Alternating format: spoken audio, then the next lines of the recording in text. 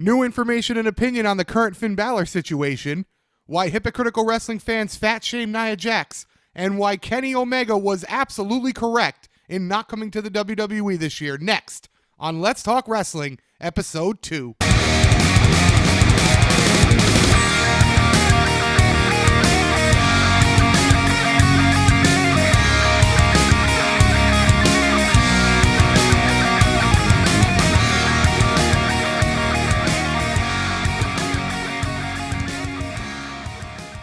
Want to thank everybody for coming back to the Riggs Beast channel. Let's go beast on that subscribe button. Let's go beast on that like button. And let's go beast here on week 2 of Let's Talk Wrestling. I wanted to start this episode with some Finn Balor information. And I made a video yesterday talking about Finn Balor returning in an NXT event and how the plan has been for him to not come back for WrestleMania. Now there's conflicting reports. Meltzer put something out there that the plan has always been for him to come back, and my opinion on this is very simple. If you're going to put him in something in a mid-card feud that's going to be a throwaway, why even do it in the first place? As with most wrestling rumors, you're going to have multiple reports all over the place. And I wouldn't be shocked if more than half of it's put out there by WWE itself to throw people off, especially in this internet age. I'm not surprised this happens all the time. I'm still under 100% belief that they keep Balor off television. The only way they can bring him back, and it would make sense, is if he came back and interjected himself into the Jericho-Owens feud going after the Universal Championship. Now, this would mean that Kevin Owens would have to keep the belt from Goldberg at Fastlane, which I'm starting to believe is more and more of an option. We're going to have a video next week doing preview and predictions for Fastlane, so I'll save that for then. But unless you're going to bring Finn Balor back, and that's where you're going to put him, which would make sense in theory. He goes after the belt he never lost. Jericho wants Owens, and you could do a triple threat match. But you're walking that fine line with too many multi-person matches, and you're also walking that fine line of over-convoluting a very simple storyline which makes sense between Owens and Jericho. This is the main reason that my belief sticks that I would keep Balor off of WrestleMania. The injury sucks. The fact that he wouldn't be there sucks. But it makes more sense to make Balor feel special, him coming back after Mania, than to throw him in something for the sole purpose of having him there. I hope you all can understand where I'm coming from with this. I'm a biggest fan of Balor's work as most out there. But wrestling is mostly perception. If your perception is that you're a throwaway or just an addition, then that's what you're going to be looked at as. However, if your return is treated in a grandiose way, then you're treated and you're looked at in the same light. That's why my opinion is as such that I would keep him off. Don't throw him in something for the sole purpose of just having the name. When he comes back, make it be important. Now that we got that little Balor info out of the way, let's talk about the main point of today's episode. This is something that I've seen a trend of, and this is a trend going in a bad direction. Now, not only is this a wrestling problem, to me this is becoming a national problem.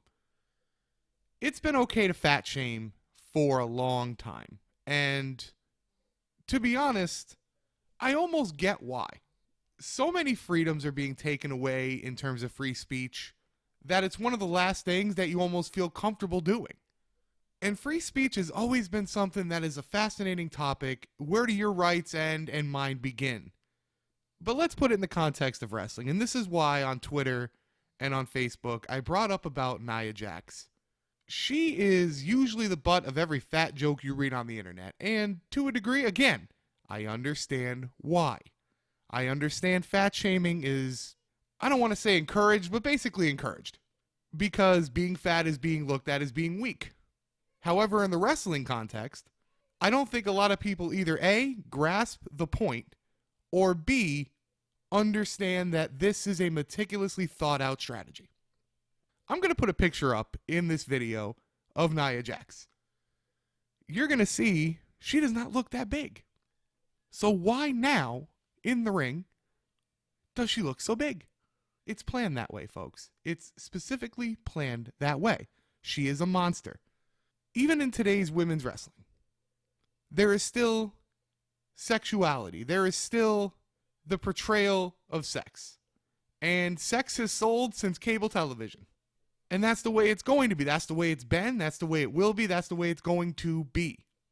So yes, they don't portray it in the old divas light with cat fights and pillow fights and bra and panties and bullshit like that. However, if you want to stand out in women's wrestling, especially in the WWE in 2017, how do you do that? You look different than everybody else. Most of the women, 130 to 140 pounds, 5'5" to 5'8", except for Charlotte. They all have pretty typical body styles. Nia Jax stands out like a sore thumb. She's different. She's unique. She's marketable. She is the monster. So when you have somebody that is a stark contrast to their competitor, there's an instant ability to root for the underdog. Now, this is why monsters or bigger people are normally heels. They're normally heels because it allows a babyface or a smaller person in this type of situation to get the backing of the crowd, to come from underneath. It's almost impossible for a bigger person to be portrayed as a babyface for the sole purpose that they can't come from underneath. Normally, they are the favorite. So why is this such a problem? Why are bigger people, especially a Nia Jax, targeted? Mainly because it's a female. Now let's go on the male side. Let's make this controversial. Kevin Owens, Bray Wyatt, Samoa Joe, all bigger guys. All guys that are basically rooted for and cheered for by internet and by smart wrestling fans. Now, yes, some of them get the fat joke. However, you will see argument and fights from people. Don't look at that. Why is that looked at? Do you look at their skill? Size doesn't matter. Hell, go back to the early days of wrestling. 20s, 30s, 40s, 50s, all the way up to today's current product. There are many different body types. Let's just name a few body types that have been different, that were major players. Dusty Rhodes, Earthquake. Remember Viscera? Bam Bam Bigelow? Typhoon? Just to name a few, guys. There has been big wrestler after big wrestler after big wrestler who has made a tremendous impact. Now, Dusty Rhodes, he is the shining light of a bigger wrestler that could be a babyface. Why?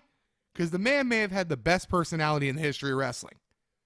Other than that, almost every single one of those guys I named were a heel.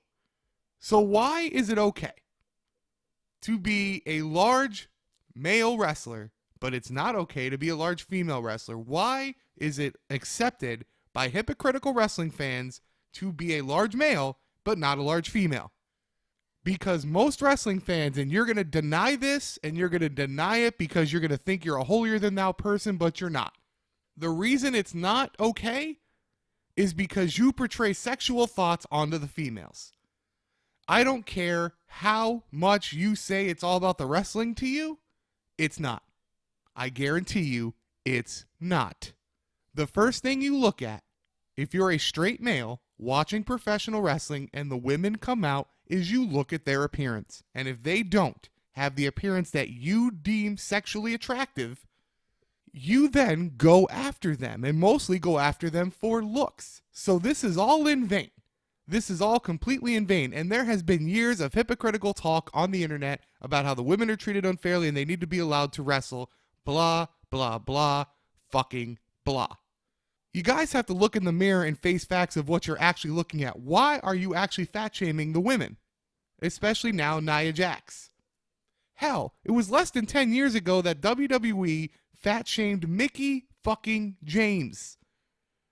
She weighed about $145, $150, and they ran a 3-month angle fat shaming her.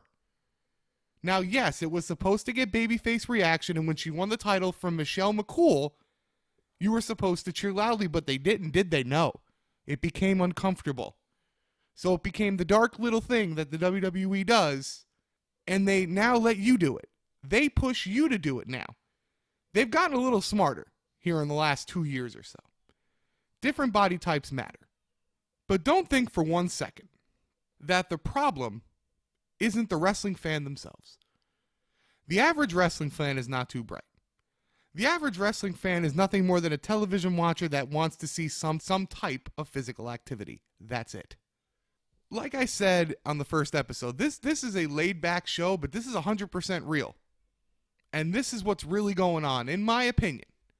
In my opinion, this is really portrayed by hypocritical wrestling fans that are projecting sexual thoughts onto the women, and if they don't fit that sexual preference that they have, it's okay to fat shame them. Just go on message boards. Just go on Reddit. Just go on every message wrestling board there is, and you will see message after message after message after message just putting people down, just fat shaming.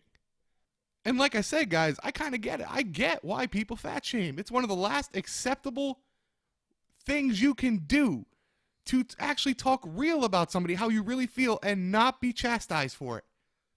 But the holier than thou act that wrestling fans use, this I never, and you get a lot of them, that's the bullshit I'm calling out, and that's the hypocritical nature of the wrestling fan in this generation. Hell, there are hundreds of YouTubers doing wrestling right now, and none of them will broach this topic. All they will do is go along with the fans. Why? Because it's a money grab. Because you have to be the character that you have created and agree with it even if you don't.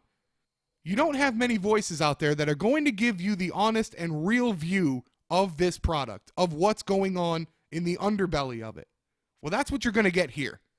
If we just be real and look at the reason we're doing it, especially to Nia Jax right now, then there's no problem. As long as you can admit to yourself that you do it because you don't find her sexually attractive and therefore you have to portray something to make a joke of it, then we're okay. Do I agree with fat shaming? Hell no. I think it's by petty people and small people who have problems with themselves, so they put down something else of someone else so they don't have to face their own goddamn problems. That's exactly what I think it is. Now, I am not trying to come at you from the holier than thou point of view. I'm really not. I'm a 32-year-old married man with 2 kids. When I see the women wrestling, I look for the wrestling. But if they're attractive, I also allow myself to find them attractive. Believe me, I'm not saying I haven't looked at a woman. Difference here is just be able to admit it. Just be able to admit that that's the main reason why you do what you do, why you go onto other shows, why you go onto message boards, and you fat shame people. And why Nia Jax is the main target right now. As long as you can admit that to yourself, then you are not the hypocrite that's being talked about in this video. One more topic I wanted to get on before we get out of here today. This is a little bit older, but I'm still reading about Kenny Omega and the disappointment of him not coming to WWE and why he chose not to come to WWE and going back to New Japan and what a mistake it was. Kenny Omega made the absolute 100% correct decision to go back to New Japan at least for another year. And let me tell you why Kenny Omega made the right decision. This one isn't even hard. In this year alone, you are going to see the debuts in WWE of Shinsuke Nakamura, probably Bobby Roode. You've already seen Samoa Joe, Ty Dillinger. That's 4 guys already. 4. You want to add a 5th to that? Kenny Omega won't feel important. Kenny Omega is to be made to feel important. So what do? You hold off until the next year. You hold off until the Nakamuras and the Roods of the world have already been introduced to the crowd. So a guy coming in like Kenny Omega can be made to feel important. Very similar to how AJ Styles was made to feel important. You didn't have a Nakamura coming up that year. Look at who came up last year. Look at the biggest name that came up. Who's the biggest name you could think of?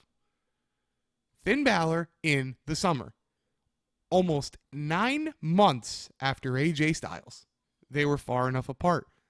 Omega not coming right now saves him and can make him more money down the road because he probably got a better 1-year deal from New Japan that he would have gotten in the first year and a multi-year deal with the WWE.